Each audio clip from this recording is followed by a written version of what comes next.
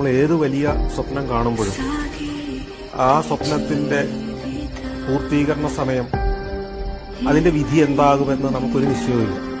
ഓരോ മൈൽ സ്റ്റോണും പിന്നിടുന്ന നാളുകളിൽ ഞാൻ എവിടെ നിന്ന് യാത്ര ആരംഭിച്ചു എന്ന് തിരിഞ്ഞു നോക്കാറുണ്ട്. അത് തന്നെയാണ് എനിക്ക് മുമ്പോട്ട് പോകാനുള്ള ധൈര്യം.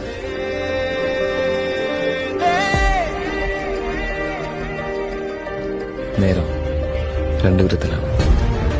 ഒന്ന് നല്ല നേരം, പിന്നെ ചീത്ത നേരം. ചീത്ത നേരത്തിന് ശേഷം നല്ല നേരം വരും.